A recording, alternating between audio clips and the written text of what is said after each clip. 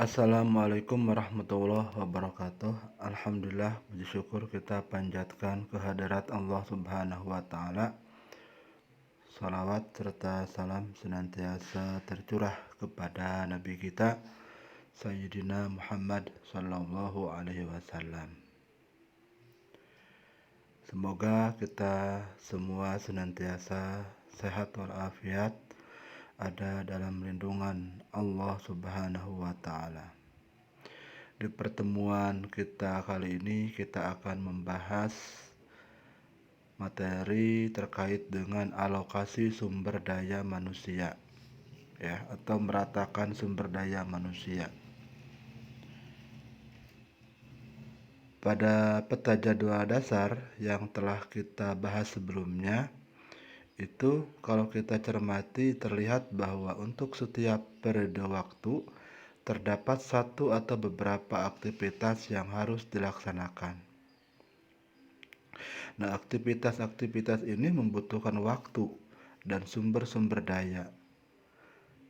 Pada setiap periode waktu dalam jadwal dibutuhkan pula sumber daya yang merupakan jumlah daripada sumber daya yang dibutuhkan semua aktivitas.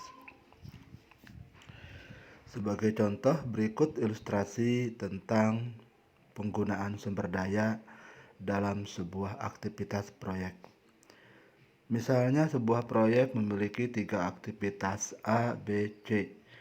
Aktivitas A membutuhkan sumber daya 4, B 7, C 9. Aktivitas A ini berlangsung dari periode ke-0 sampai periode ke-4.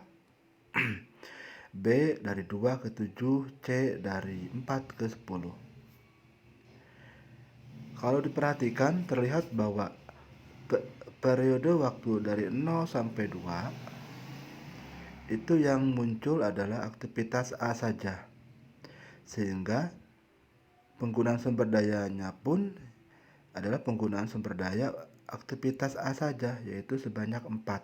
Dari sini 4. Dari 2 ke 4 itu ada 2 aktivitas A dan B, sehingga kebutuhan sumber dayanya pun atau penggunaan sumber dayanya pun itu yang terlibat adalah sumber daya A dan B. Sumber daya 4, sumber daya A 4, sumber daya B 7. 4 tambah 7, 11. Dari 4 sampai 7 itu ada 2 aktivitas, yaitu aktivitas B dan C. Aktivitas B kebutuhan sumber dayanya 7, C 5. Jadi total sumber dayanya adalah dari 4 ke 7 itu 4 tambah 7 tambah 5 12. Ya. Terakhir aktivitas atau periode dari 7 ke 10. Nah, di sini hanya ada satu aktivitas saja, yaitu aktivitas C. Sehingga kebutuhan sumber dayanya itu ya kebutuhan sumber daya C saja, yaitu 5. Maka di sini di periode 7 sampai 10 kebutuhan sumber dayanya itu 5. Ya. 785, 895, 910, 5. Nah, itu. Kemudian jika tabel ini jika dibuat gambar seperti ini, grafik juga seperti histogram seperti ini nih. Sumbu Y-nya adalah kebutuhan sumber daya, sumbu X-nya adalah waktu. Dari 1 sampai 2 dipakai sumber daya 5. Ya. 2 sampai 4 7. 4 sampai 7 10. 7 sampai 8 5. Ya. Nah, terlihat bahwa penggunaan sumber daya untuk setiap rentang periode itu berbeda-beda, ya. Tidak merata. Ya, tidak merata.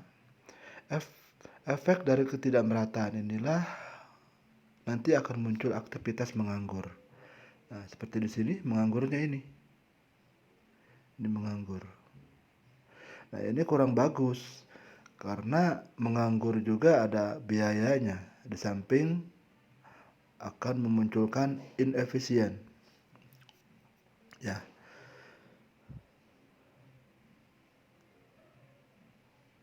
Nah, jadi itu.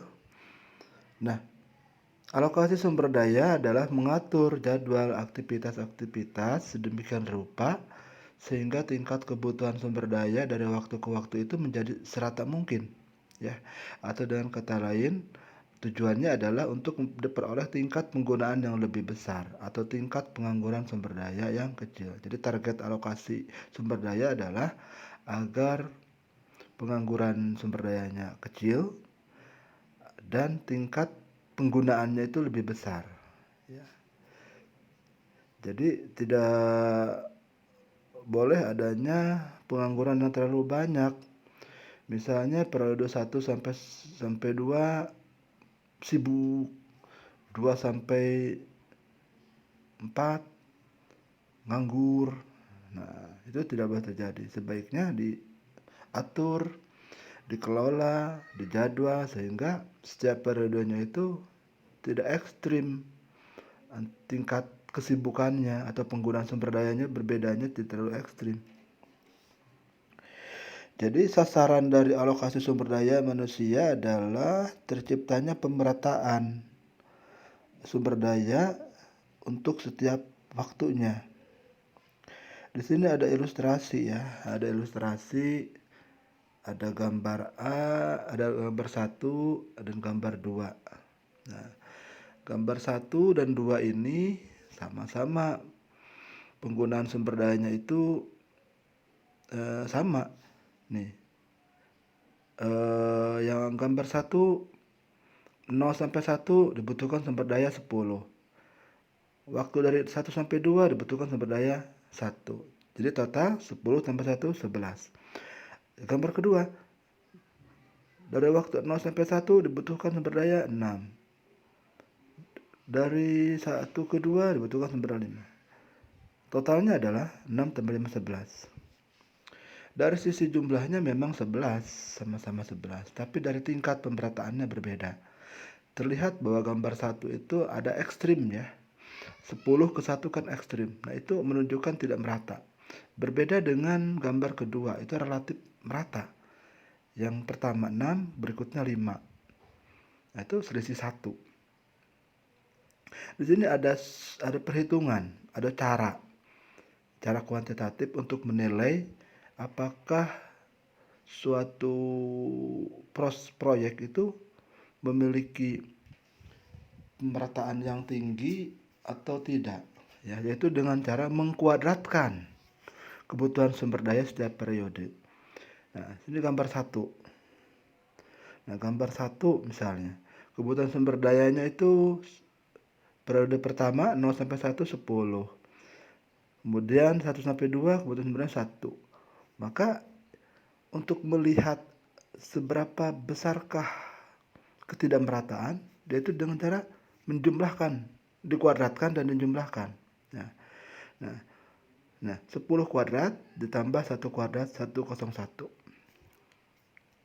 Gambar 2 untuk membandingkan, ya, untuk menilai seberapa meratanya dengan cara menjumlahkan kebutuhan sumber daya setiap periodenya, ya. 6 dikuadratkan ditambah 5 dikuadratkan sama dengan 61.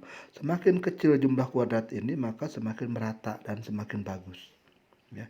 Jadi kalau dijumlahkan mah ini akan sama 11, ya. Tidak bisa menilai itu merata tidaknya kalau hanya dijumlahkan. Tapi dengan mengkuadratkan terlebih dahulu baru dijumlahkan, nanti akan terlihat semakin besar semakin tidak merata, semakin kecil semakin merata. Di sini yang paling merata adalah yang gambar kedua, ya, paling merata. Pertama terlihat dari gambarnya juga tampak lebih merata. Yang kedua dari perhitungan ini, kuadrat ini lebih kecil. Nah, itu ilustrasinya. Di sini ada kaidah atau langkah-langkah bagaimana mengalokasikan sumber daya. Ada tiga langkah. Yang pertama, menyusun aktivitas proyek dalam satu peta jadwal dasar. Yang kedua, melakukan alokasi sumber daya. Yang ketiga, pengulangan mengalokasikan sumber daya. Untuk mempermudahnya dapat dilihat pada contoh berikut. Di sini ada contoh, ada proyek, aktivitasnya ada 5, A, B, C, D, E. Ya, A, B tidak ada pendahulu. Kemudian setiap aktivitas ada waktu penyelesaian dan kebutuhan sumber daya. Ya. Di sini terlihat bahwa kebutuhan sumber dayanya beda-beda ya. Yang A2, B4, C2, D1, E3. Kemudian digambar dalam bentuk network seperti ini ya, sudah dipelajari. Terlihat bahwa proyek beres pada minggu atau bulan ke-7. Di mana di sini jalur kritisnya adalah BCD, yaitu jalur yang memiliki kelonggaran 0 atau tidak ada kelonggaran. Langkah berikutnya adalah membuat peta jadwal dasar. Ya, network ini diplot dan peta jadwal dasar diplot aja. Nah, ini dibuat kolom seperti ini ya. BACED. Ya, BACED disusun sesuai dengan urutannya. Ya. B dan A itu merupakan aktivitas awal, tapi kenapa B didahulukan? Karena B lebih selesai paling cepat. Ya, tuh selesai paling cepatnya itu yang B itu selesai paling lambatnya itu 2 di bulan kedua.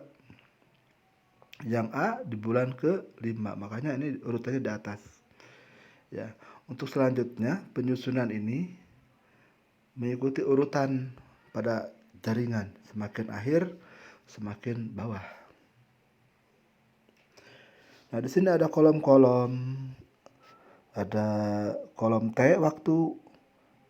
Ini mulai MS, M itu mulai, S selesai. Ya, contoh aktivitas B. Nih. M-nya 0, artinya dia mulai paling cepatnya di bulan ke-0, selesai di bulan ke-2, selesai paling cepatnya bulan ke-2. Ini dari mana? Dari network tadi yang sebelumnya. Kemudian lambat itu maksudnya selesai atau mulai paling lambat. Yang B selesai mulai paling lambatnya 0, selesai paling cepat paling lambat 2. Kelonggaran bebas 0, ini 0, total 0. Ini pun dari network yang sebelumnya. Kemudian pada waktu ini dengan memplot waktu tadi. Ya. Yang B 0 dimulai pada bulan ke-0. Yang B dimulai dari bulan ke-0 sampai bulan ke-2 nih. Nih. Berarti di sini nih kalau digambar. Ya. Tanpa ada kelonggaran. Ya, karena jalur kritis. C juga jalur kritis, D juga jalur kritis. Yang ada kelonggarannya adalah aktivitas A dan E. Ya, ada kelonggarannya tuh, terlihat bahwa yang A kelonggarannya itu ada sekitar 3 minggu kelonggaran. 3 bulan. Yang E ada 2 bulan. Nah, disinilah bisa digeser-geser pelaksanaannya. Jadi yang A ini bisa digeser mundur nih. Yang tadinya 0 sampai 2 bulan bisa dimulai ke bulan kedua sampai ke 4, 3 sampai ke 5 gitu. Nah, di jalur bebas lah atau di jalur yang bukan kritis lah ini alokasi sumber daya dilakukan. Jadi di sini nih digeser-geser aktivitas ini sehingga nanti penggunaan sumber dayanya itu lebih merata. Kemudian lanjut ke membuat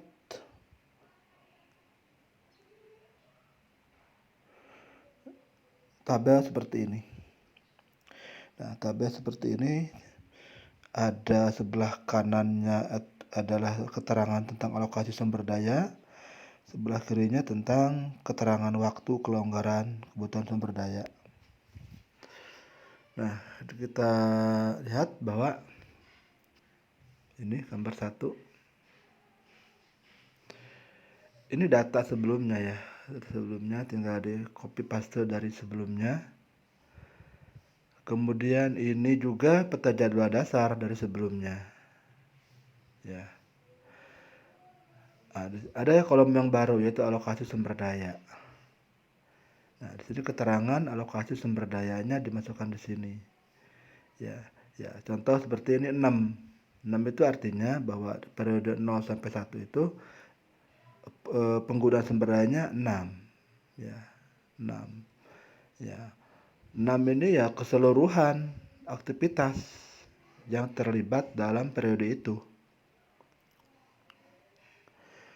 Nah, ada di sini JK. JK itu jumlah kebutuhan sumber daya total.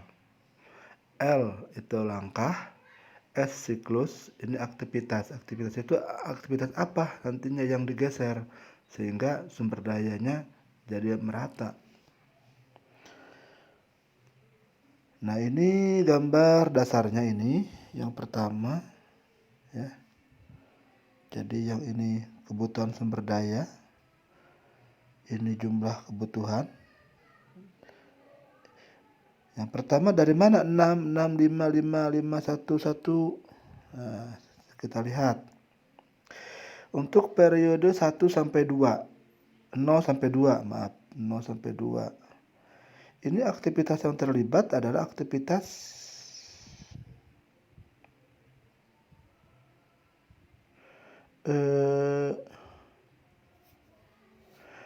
B dan A nih. Jadi kalau dibuat seperti ini. Nih. Lihat juga di sini nih. B dan A itu dimulai pada bulan ke-0, selesai pada bulan kedua. Jadi ada B dan A di bulan 0 sampai 2. Sehingga sumber daya yang dibutuhkannya juga sumber daya yang ada di periode itu, yaitu B dan A. 4 tambah 2, 6. Kemudian dari 2 ke 5. 2 ke 5 itu aktivitas sumber daya yang terlibat adalah ada aktivitas C dan E ya, C dan E. Ya.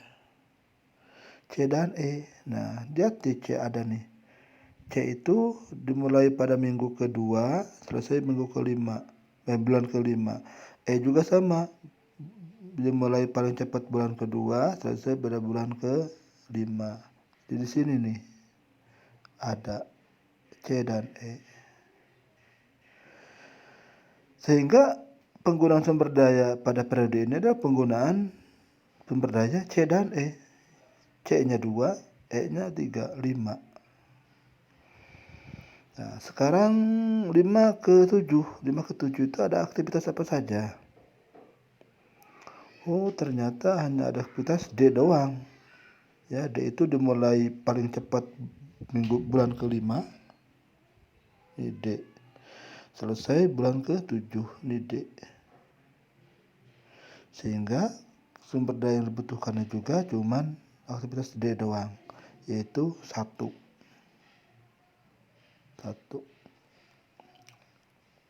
Nah, ini dari mana? Ini penjumlahan. Dijumlahkan segini. Ini langkah 0 karena belum apa-ngapain. Siklus juga 0 karena siklus belum apa-ngapain. Langkah berikutnya mulai pada pengalokasian sumber daya. Caranya dengan menggeser-geser aktivitas yang memiliki kelonggaran, yaitu aktivitas A dan E. Ya. Di sini terlihat bahwa di sini terlihat nih tidak merata ya. Ya, 6, 6, 5, 5, 1 tidak merata ini. Ini ekstrim nih. Sehingga di sini harus dipertimbangkan untuk ditambah sumber daya dengan menggeser pelaksanaan aktivitas lain. Nah, di sini ada masalahnya nih. Berarti ini harus ditambah di sini. Caranya gimana? Ya, caranya dengan menggeser satu aktivitas yang bisa digeser.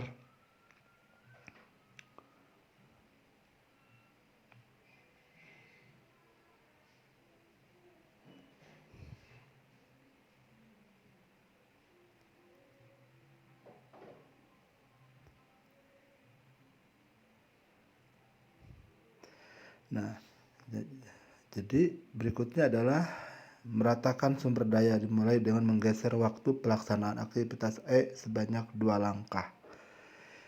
Ya, E ini. Jadi biar ini terisi kosong, maka E yang dimulai dari 2 sampai 5, E yang mulai dari 2 sampai 5 ini digeser 2 langkah mundur menjadi ke sini E. Ya, nantinya. Jadi ini digeser nih E ini yang tadinya 2 ke 5 digeser menjadi yang tadinya 2 ke 5 ini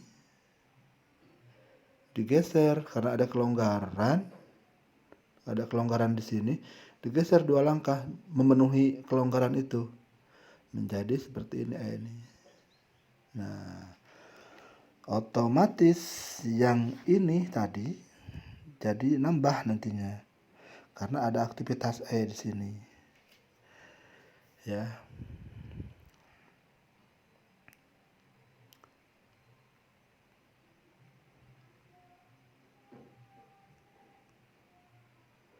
Nah, masuk ke berikutnya langkah kedua.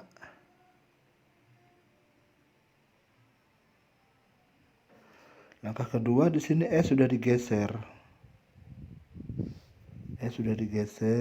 Yang tadinya di sini 2 di 5, yang tadinya di sini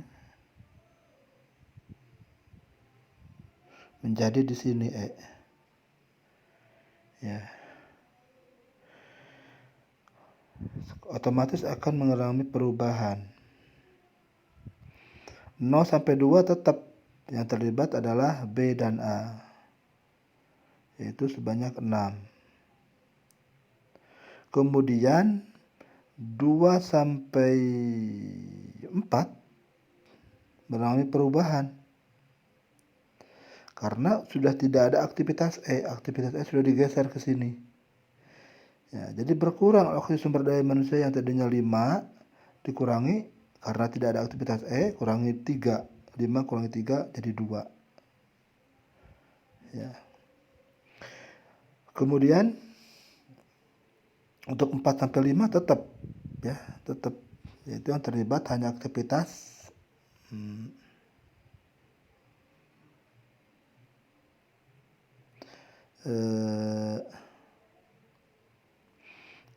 tetap yaitu 5. Kemudian 5, 6, 7, nah ada perubahan penambahan yang tadinya cuma aktivitas D doang bertambah karena E digeser, di sini ada aktivitas E. Sehingga kebutuhan sumber daya manusia E dan D. 3 tambah 1 sama dengan 4. Ya. Kemudian ini JK ini JK-nya itu ditambahkan. Ini dikuadratkan ya, dikuadratkan, ditambahkan. Ya. JK inilah yang menentukan tingkat kemerataan, semakin sedikit semakin merata. Ya. Jadi di sini terlihat bahwa dengan menggeser E dihasilkan tingkat JK-nya itu 137, lebih kecil dari sebelumnya 149, berarti lebih bagus. Nah, itu sudah menggeser aktivitas E. Berikutnya geser lagi. Ya. Sebelumnya berikutnya lihat lagi masih merata tidak ini. Yang terbaru ini ternyata belum merata ya. Ada beberapa periode yang terlalu jomplang, yaitu di sini nih. 2 ya, belum merata. Maka agar merata maka perlu diatur nih di periode waktu ini antara 2 sampai 4. Dengan cara, nah kebetulan ada di sini yang bisa digeser, yaitu aktivitas A. Aktivitas A itu awalnya dimulai bulan ke-1 0, selesai bulan kedua. Karena ada kelonggaran, nih kelonggarannya 3 minggu, maka kita geser ini aktivitas A juga ke belakang. Jadi yang tadinya dimulai pada bulan ke-0 sampai ke-2 digeser karena bisa dilonggarkan, digeser dimulai dari bulan ke-2 sampai ke-4. Ya, digeser 4 nantinya. Sehingga jadilah peta seperti berikut. Jadi yang baru ini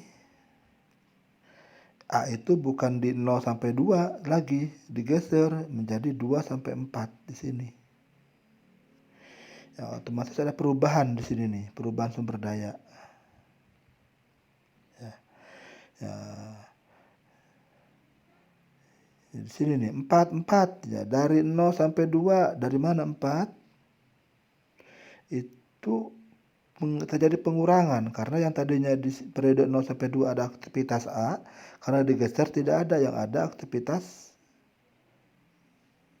B saja, yaitu sebanyak 4 ya. Kemudian dari 2 sampai 4 kebutuhan sumber dayanya berapa? Di sini di 2 sampai 4 itu ada aktivitas A yang sudah digeser ke sini dan aktivitas C. 2 tambah 2 4 di sini. Ya. Kemudian berikutnya sama. Terakhir dihitung JK-nya. JK itu dikuadratkan dulu nih semuanya. 4 kuadrat tambah 4 kuadrat tambah 4 kuadrat tambah 4 kuadrat tambah 5 kuadrat tambah dengan 121. Jadi di sini terlihat bahwa yang paling merata adalah aktivitas pergeseran yang terakhir karena JK-nya lebih kecil. Ya. Dan ini sudah optimal karena tidak ada lagi kelonggaran yang masih bisa digeser-geser. Ya. Kemudian ini aktivitas diisi dengan AE, artinya menggeser aktivitas A dan E.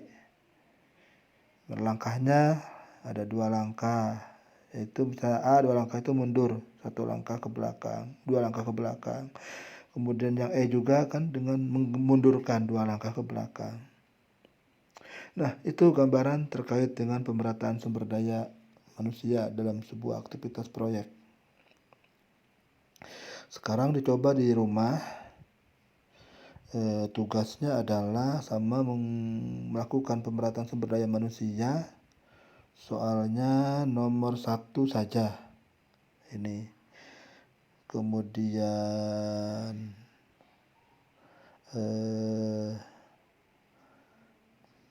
yang harus dijawab adalah 4. Dikumpulkan minggu depan. Terima kasih. Assalamualaikum warahmatullahi wabarakatuh.